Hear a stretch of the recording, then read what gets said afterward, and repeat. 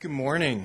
This morning's keynote speaker is very interesting to me. It has a lot to do with university programs, how universities are doing things that instead of just being classes that they're taking, they're actually building, operating satellites, et cetera. And so I'm very excited to have Bill come and talk to us this morning. To give you a little bit of introduction to Bill, Bill is the Director of Mission Operations and Data Systems at the Laboratory for Atmospheric and Space Physics, LASP, at the University of Colorado at Boulder. He has over 30 years of experience in space systems management, development, and operations with the Air Force, with NRO, and also with NASA. At LASP, Bill's team is responsible, get this, for the operations of 4 NASA missions, 22 space instruments, and on 12 different satellites. So this is an amazing amount of work, an amazing program for most of us to be looking at. His division also processes, analyzes, distributes, and archives the science data and develops the software to support the actual mission activities. So wholesale shop. Prior to his appointment at LASP, Bill served in the Air Force, completing his career at the rank of colonel. During his Air Force he managed numerous space system and launch vehicle programs and directed spacecraft operations at several different ground stations. His experience covers the entire gamut of space systems, from concept study all the way through launch and on-orbit operations. Bill earned his commission following graduation from the University of Cincinnati in 1979. He holds a Bachelor of Science in Physics and a Master of Science in Engineering Physics from the Air Force Institute of Technology. He's also a graduate of the Air Force Air Command and Staff College and the Air War College. Join me in welcoming Bill Purcell.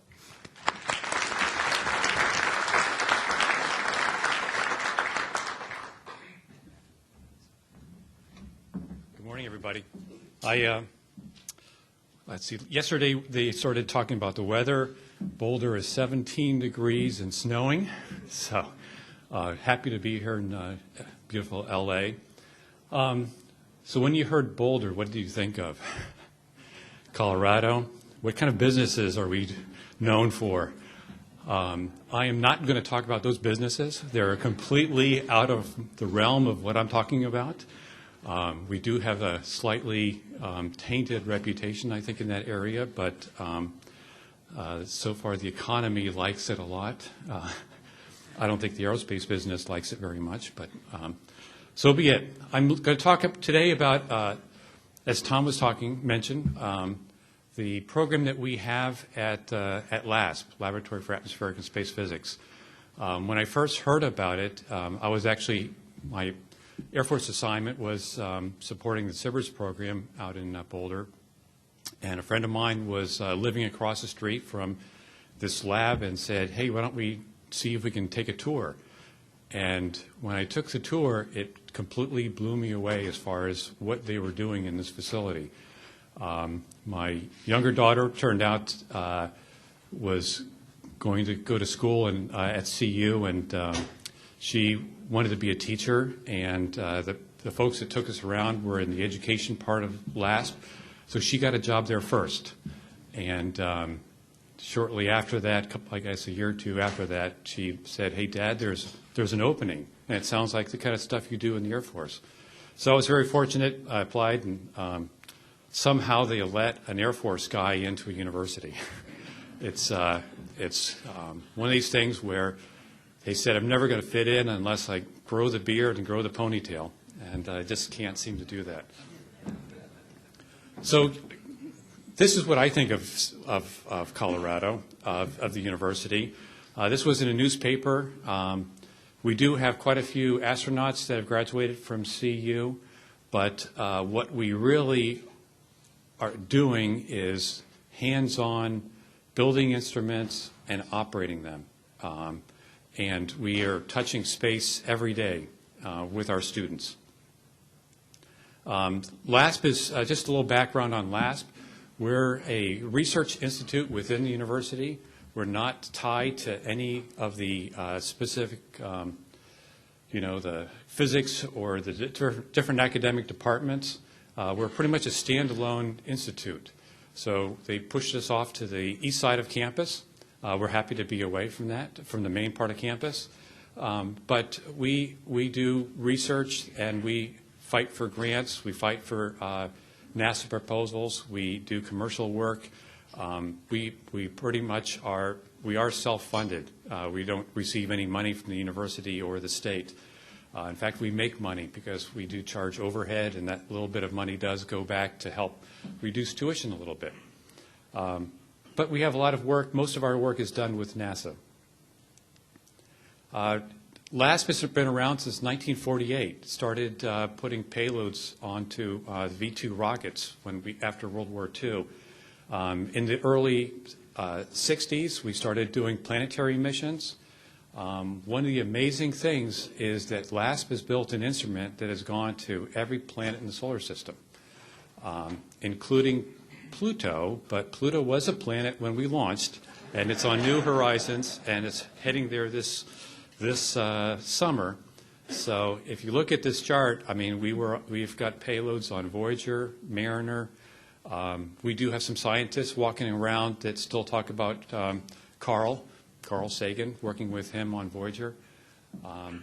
And you can see towards the latter part that our missions have really increased over the last few years. A lot of planetary work. It's a unique organization in that students are involved throughout the whole thing. We're pretty much focused on space science within the solar system. And so we do space weather, we do planets, atmosphere, and then we have a group of scientists, about 450 people work at LASP. About 60 are scientists. They're the ones that bring in the research and write the proposals with us. We have in-house facilities, an engineering shop that actually does the design and manufacturing of the instruments, and back in the 90s we actually built a spacecraft, and we're actually talking now about doing more spacecraft work. We have been doing CubeSats, but we're trying to get to a little larger spacecraft.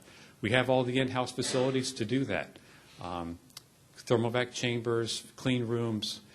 We have a nice relationship with Ball Aerospace that when we have an instrument that's too large, we can use their chamber over there. But we have all the necessary equipment to do that. And then we also do the spacecraft operations, bring the data down, bring it to the scientists, process it, get it to the public. And then you know you're doing cool science when the scientist looks at the data and says, wow, I didn't expect to see that. Then you know you're doing great science. And students are integrated through the whole thing. So about 450 people, 150 are students. And the students are in all the groups.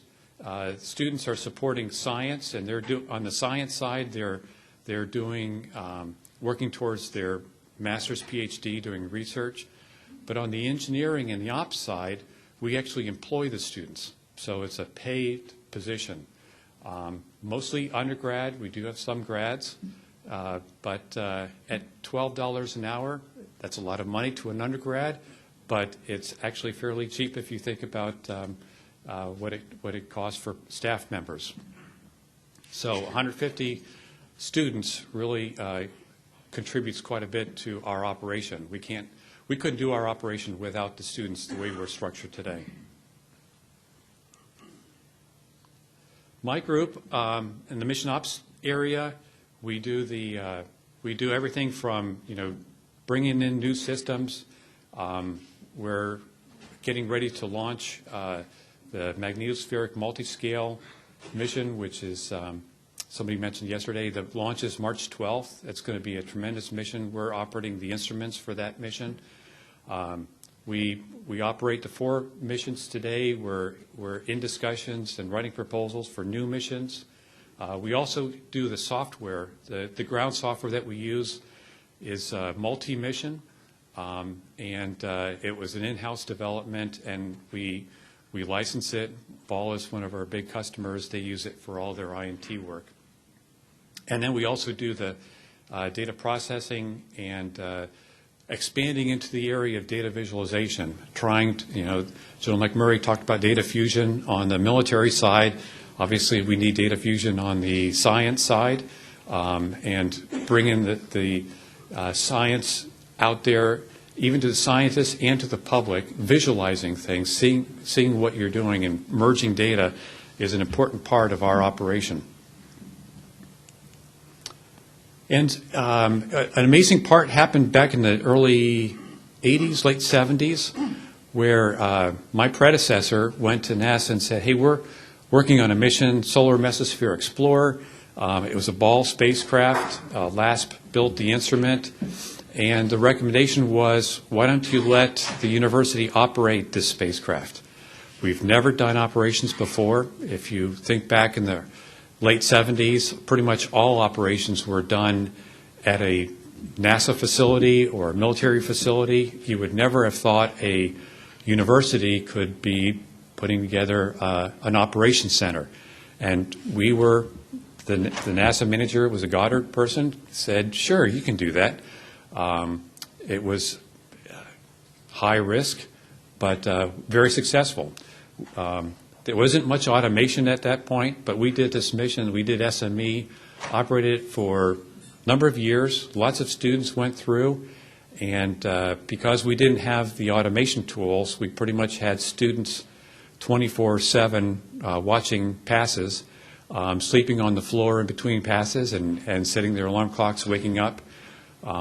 And you know, about 100 students went through that program over the years. And we continued that work, and we've been in continuous operations since the late 90s. So today, the 4 missions that we're doing, Kepler is our most famous one. That one recently was extended into this new K2 mission.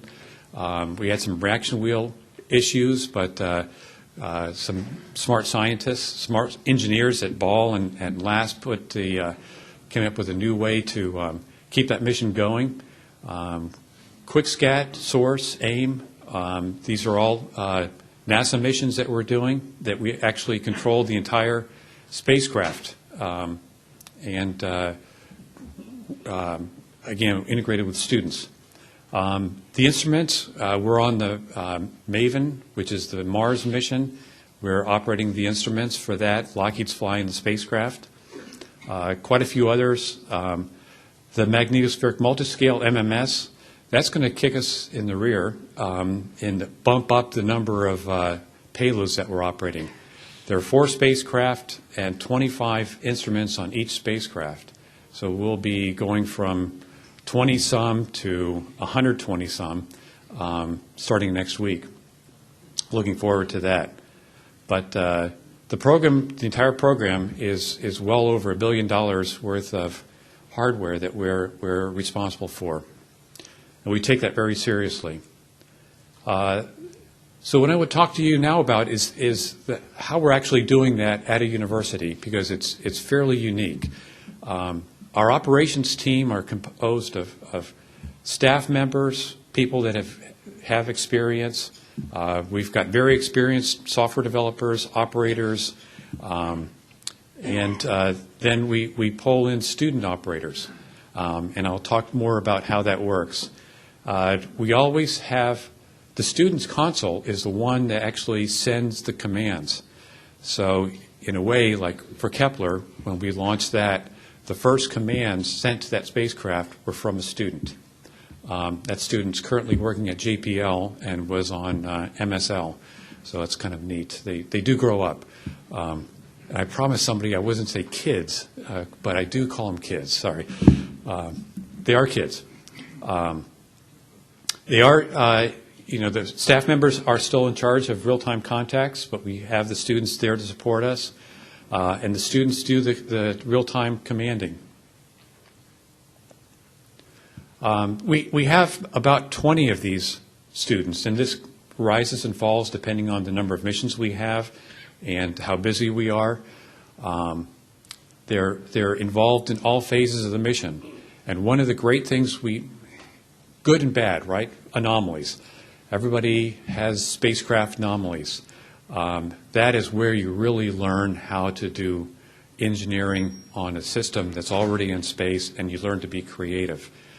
We have got several older spacecraft that are getting a little decrepit in some areas, like on batteries, and we're able to pull the students in to support these anomalies. And once you go through an anomaly, you get to be the expert, and it's a great experience for them. The students are in charge of, they have a routine. They do planning and scheduling for the spacecraft and the instruments. They have the real-time commanding, but they're also responsible for trending. And one of the nice things about working unclassified missions is you can look at your data sometimes from your iPhone or your home as opposed to having to come into work. And so the students are able to do their trending, but they each have a subsystem that they're responsible for, and they are reporting that back to a staff member. And they're our first line of defense. If they see something, besides alarms, if they see something funny, they're the ones that will come up and say, hey, this voltage on the battery doesn't quite look right. What do you think is going on? Is that something that we should be worried about? And the neat thing is they're trained on all 4 missions. These are different spacecraft providers, Ball and Aerospace, but our system and our training allows us to train them on multi-mission and become proficient in those areas. We hire them once a year. We're just going through that process now. We found that you want to get these students in early so that they know they're going to be doing this. The work is very difficult. It's we ask the students to work the 40 hours full-time in the summer. We can only work them 40 hours. And during the school year, we ask them to work 20 hours a week. And what we pretty much do is we'll take their classroom schedule, and that's the only thing that we claim is sacred. All other time is ours. And we assign them different shifts to support, and if they're available and we have an anomaly, we have their phone number and they will come in. Holidays, birthdays, you know how anomalies go. It always happens when it's not convenient, so we pull the students in. We give them a 10-week training program, and this is the core of why we're successful in doing this. This training program is done by staff members and by the senior students, and every year it's refreshed because you get input from the previous set of students, and they say, this part didn't go as well. Let's get updated on this. It's an opportunity for the staff members to relook at how they're doing their work and how they're doing their the training. And so every year it's constantly refreshed. They are also shadowing the senior command controllers, and an important part is not just dropping them off and saying learn from the book, but you got to do the hands-on part too. All majors. This is the really cool thing. We have a lot of aerospace engineers. We've got computer science. We've got astronomy, astrophysics. A couple years ago, we had a film major. The film major was really into space. She wanted to have an opportunity to work on space systems, even though she was never going to be doing that in her professional career. And she did very well. It's one of these things where you've got the desire, you've got the will to do it. We will take you. We usually start them off as sophomores. A few times we'll let freshmen come in, but we really like the students to have a full year of learning what it's like to be a student and realizing the amount of work that you have to do in college. We also give them a basic 101. So we don't assume anything, even if they're aerospace engineers. We take them through, what is thermal, what is command and control, what is power, remote sensing, the whole gamut. We start them off very basic.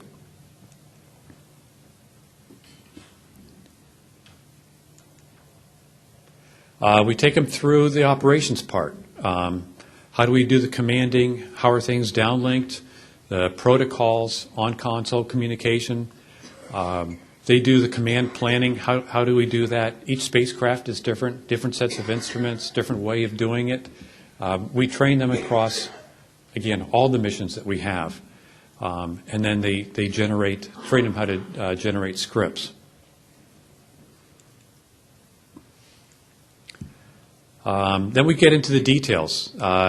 Again, we train them. Our staff are not completely trained. We have a few that are trained over all 4 missions, but most of ours are focused on 1 or 2 of the missions. Again, the students are trained on all of them. The flight directors, our leads, are very involved, making sure that these students learn what they need to. Again, we take this responsibility very seriously. And then we assign students into subsystems. We try to focus them, try to let them kind of pick what areas they're interested in. Some might be more into the thermal than they would be command and control or comm. And we let them do that and support the activities. And of course, understanding older components of the spacecraft and how that works, they're very involved in that. Certification. This is where we're pretty tough on the students. They have to go through 3 exams. They're given every few weeks. We work hard to keep them, but some just don't make it. We have a 60-70% success ratio.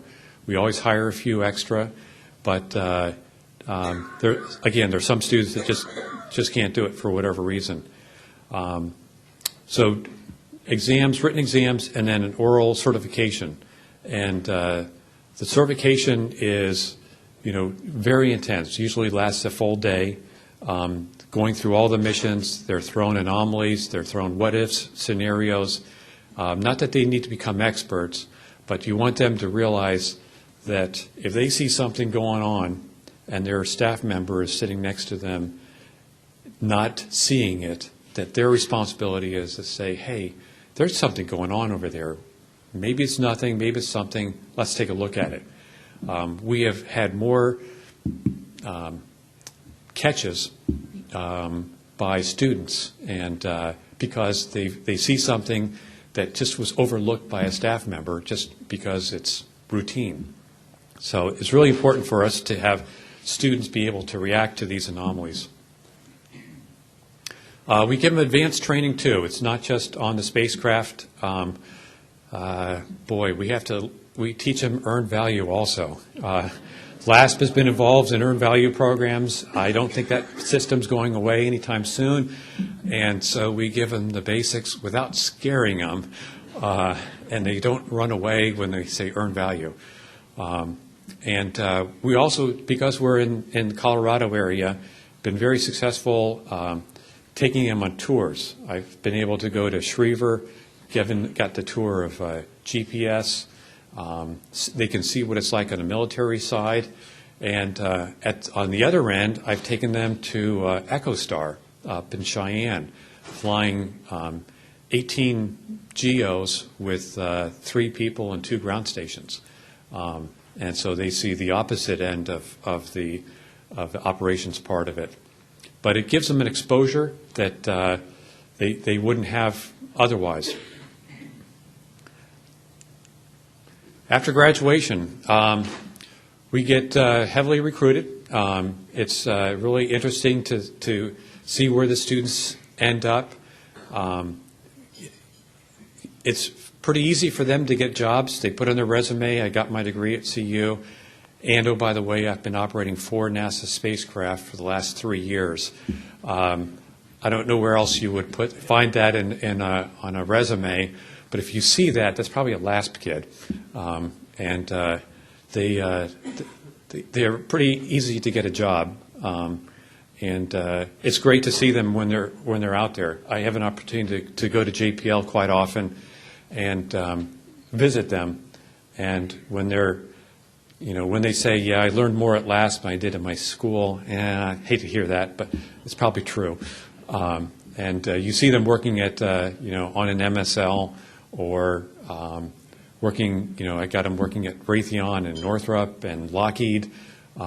Several of them are working on the SBIRS program and trying to keep that one going. But they're very heavily recruited, and I think it's a great experience for them to do them. I don't think this has to be just LASP doing this. I think you're seeing more and more opportunities. CubeSats are coming out. So, you're seeing more universities coming around doing operations, small sat operations. I think there's opportunities for industry to be more involved with universities. And we're trying to break through with different companies to work with them to get the experience and get them engaged in whether it's internships or co-op programs, but get them working as a student in industry or, if you can, into operations. We're working with one company where they're actually going to give them a secret clearance in order for them to do DoD work. And CU does not want to get involved in classified work, but the company is going to hold the clearance for them. And they're going to be doing the work at that facility, but they're still going to be tied back to LASP because we want to keep that cross-communication going and have them, that both experiences, the university experience and, if you will, the real-world experience. I think there's other opportunities out there that that could help develop this next generation of space professional. It's actually fairly inexpensive if you think about it, what you're paying an undergrad with no benefits. And they are very willing to work. They're very willing to tell you you're doing it wrong. They have their own way of doing things, which is great. Sometimes, most of the time, you want to hear that. You want to hear there's a new way of doing this. Have you tried it this way? Sometimes it gets annoying and you want to say, shut up and color, but most of the time it's for a good reason. So I would like to encourage you. The ties to university are very important. It helps the university because we, again, the students have that hands-on experience. You do get hands-on at universities, but there's nothing like working as a team with corporations, with other operations. And you get the benefit of, if you see an undergrad and they're working with you and it's just not going to work out, you don't need to hire them. But it's a way to check them out before you do the hiring. And I know a lot of these companies, and several here, I know Ball and other companies are here, Lockheed, that have hired our students, and I think they're pretty happy with them. But again, I think it's an opportunity that we're not, as a group, we're not getting it yet. And again, I'd like to encourage you to kind of look for opportunities to do that. So with that, I think I'm happy to take any questions.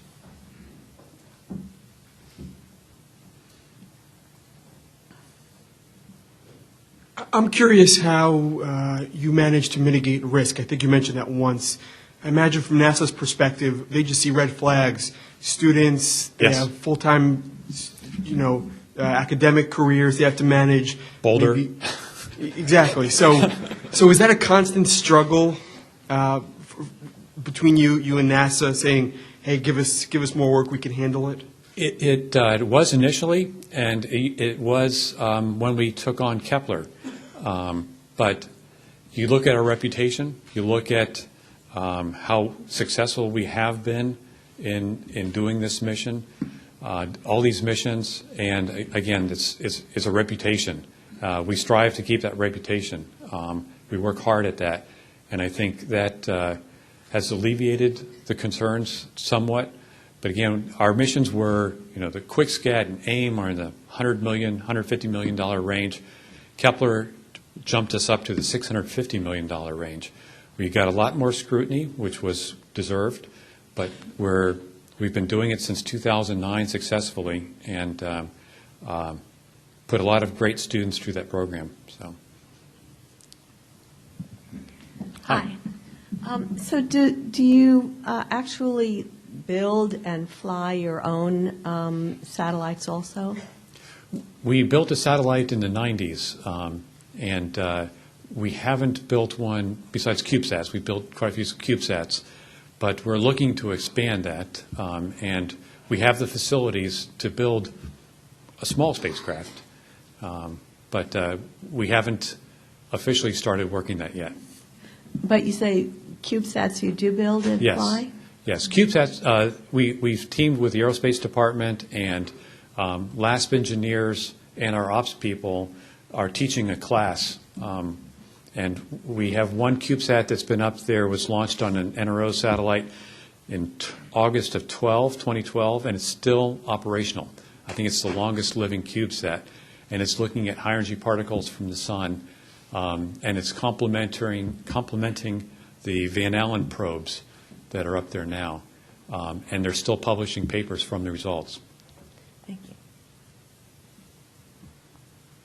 Now, what sort of impact are you having on the university's academic program? I think we're having actually strong ties with the Aerospace Department, some ties with the Computer Science Department, where we do have a responsibility in teaching students, and I think that's why we take that very seriously also. But for us, the students are labor, as opposed to doing it because we're teaching them. I mean, it kind of goes hand in glove, but we really are a research institute. Our job is to do science. The student part is a benefit to both of us. But Aerospace Department, we have ties, and those keep getting stronger.